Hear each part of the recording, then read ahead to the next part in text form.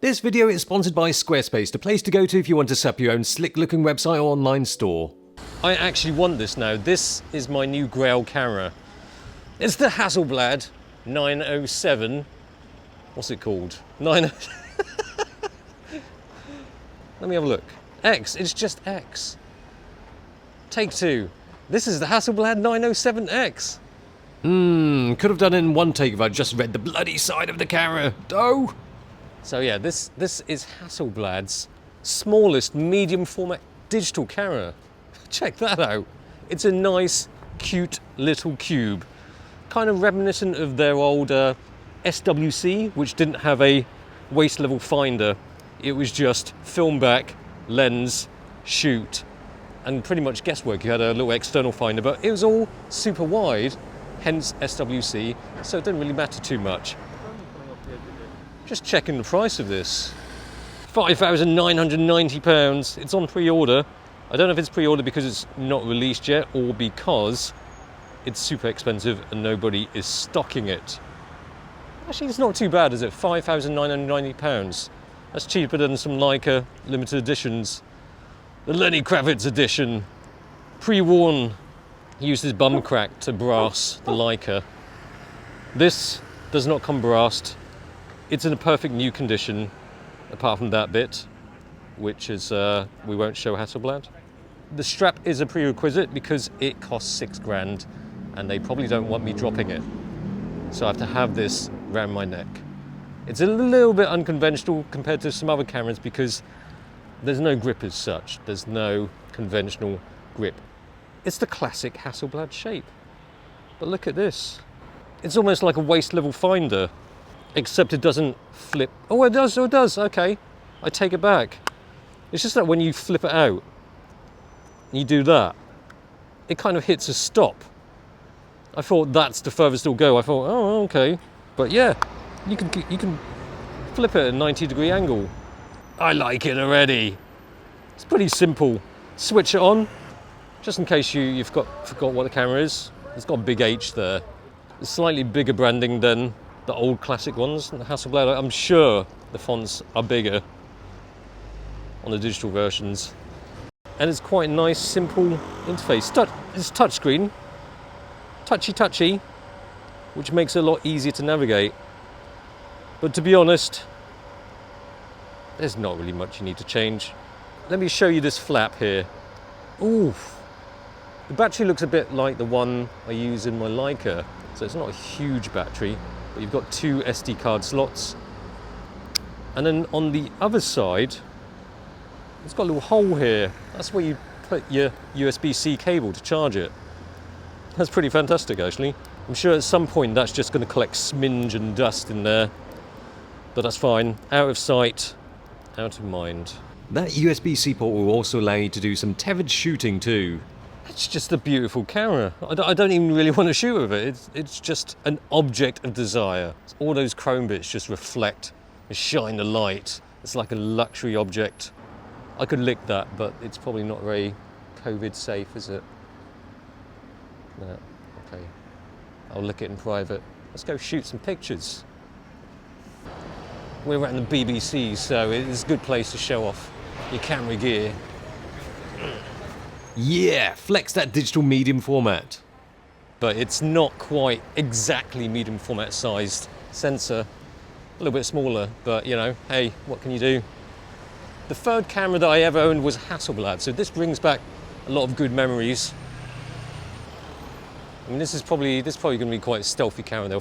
They won't even realise this is a camera. What is that little cube of tricks he's holding? Okay, let's cross the road. I mean, I'm not really expecting the autofocus to be fast with this, but it's got quite a decent manual focus mode. And peaking really pops. I'm going to try the autofocus anyway. Give it a try. See how it works with moving subjects. No, it's not the speediest, that's for sure. If you want a fast camera, then medium format, it's not really the camera you should be looking for. Still, I've always liked shooting street with a medium format waist level style. You know, the screen's not too bad actually, in a bright sunlight like this. This should be quite easy to manual focus. Manual focus is the way. When they say world's smallest, it's basically just the it's basically just the back you're holding.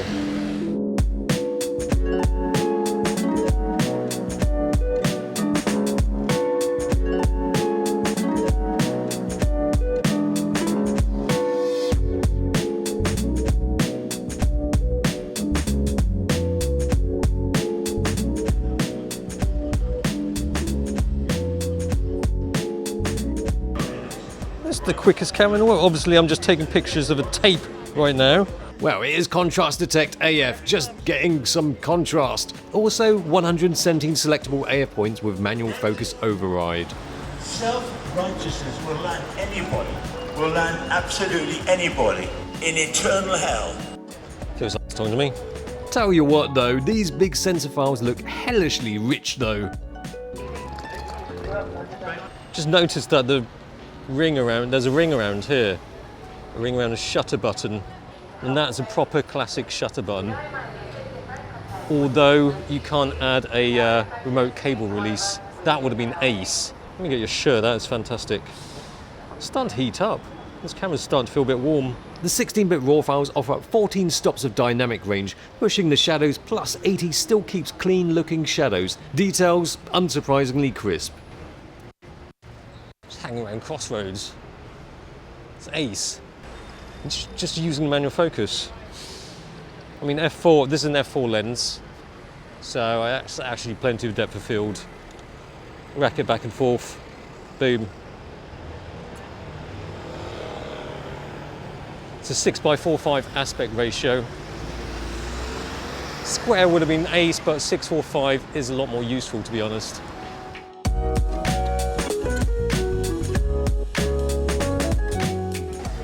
It doesn't feel heavy at all. It's the world's smallest, but also probably one of the lightest medium format cameras. It weighs a mere 766 grams, battery included, and is such an unintrusive body. Why use it only on the tripod when it works perfectly for handheld? It's totally like business as usual. It feels like COVID's not happened. This is just as crazy busy as it is usually.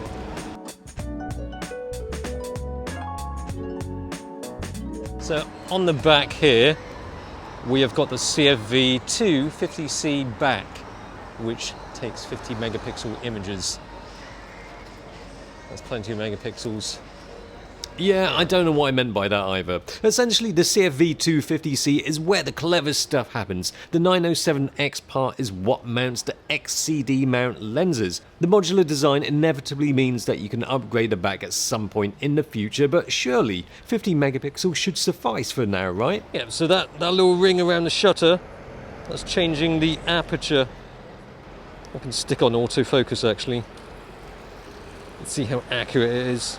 Sharpness, I'd say there's probably a marginal improvement over full frame, but the fantastic colour reproduction and the dynamic range is what it's all about. I don't actually need to say anything, actually. I could just do this in voiceover. I think somebody pointed it out, that I don't actually need to... I just need to move my mouth a bit so it looks like I'm talking. I might as well mention that it takes 2.7K medium-ish format video here, not because I forgot to do any tests, but... Alright, I forgot to try the video. And I think we should check out the camera shops. I've not been in there for some time. Let's go. It's been a long time, yes, but I still remember where they are, in the end. You've got to love the simplicity of this. There's not much else to it. This is going to be the shortest review ever. It's just going to be me talking about autofocus and manual focus. It would be good to do a face detection test with all different faces of celebrities to see which one has the most likable face for face detection. Face focus! It doesn't do. No face detection and of course no IAF, but this is a serious bit of kit, not some shooter for some social media happy peeps. Go selfie time. This is me a great Instagram shot. See, the great thing about these kind of waist level cameras is that you just frame it and you just look up. That's some fabulous light right there. I could just do the rest of the shoot on right here.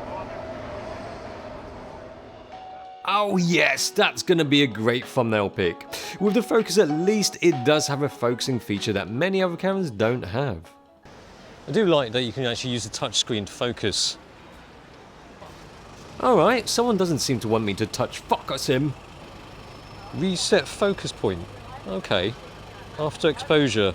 Say top left of the screen, take a shot, and then after that, it resets to the centre. Quite like that, actually. I mean, after you take a shot, your next shot is not necessarily going to have the thing you want to focus on the same side of the screen. Dan, you're following the wrong dude in a hat. I'm the cool one that spends lots of time looking at geeky stuff like camera gear. Everywhere I go, I just spread joy. He's not a pervert, by the way. I know he's not, and I'm going to insert a shot here just to prove that he's not. Well, I tried focusing on the same lady too, but it ended up not in focus, even though I thought the peaking was glowing in focus. I think the peaking is just a little bit generous. Let's see if we can change that. No, no you can't. There aren't different levels of peaking. It's just off or on. Peaking sensitivity aside, I love using this thing. I could certainly get used to using this on the street, and not on the street. I like this camera. I want this. I'm going to sell my whole camera collection and just so I can get this. I need this.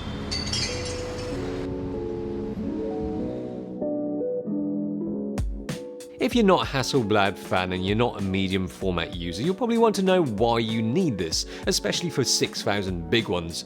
But all it takes is a bit of delving into Hasselblad's past to realise why this makes sense. It is designed to closely resemble the old film Hasselblads, but with the 907X, it's modern, it takes XCD mount lenses, it's compact yet keeps the classic Hasselblad form factor. But take the back off and it fits with the V system. The modular system means the back brings new life to your old Hassie gear, and that is brilliant. And although 6K is not something everyone is going to be able to chuck money on, it is actually very reasonable in the world of Hasselblad, and also quite competitive with the Fujifilm medium-ish format cameras. It's bold. It's beautiful. Is it a sensible camera? Hell no, but that's precisely what makes this so damn cool. So before we end this video, quick shout out to the sponsor of this video. If you want to set up your own website, domain, or your online store, you should definitely check out Squarespace. There's a 14-day free trial and 10% off your first order by clicking the link in the description box below. Why exactly do I use Squarespace? Setting up a website on Squarespace is dead easy, and there's 24/7 custom service in case you get into trouble, but you probably won't. Basically, all you need to do to get going is to pick from the plethora of beautiful websites, customize it, fill it out, and then bish bash bosh, that's your website. So if you want to make your next move with Squarespace, then you should click the link in the description box below for a 14-day free trial and 10% off your first order. Thanks for watching. See you again. Bye. Not okay. Okay. Let's cross. Safe to cross.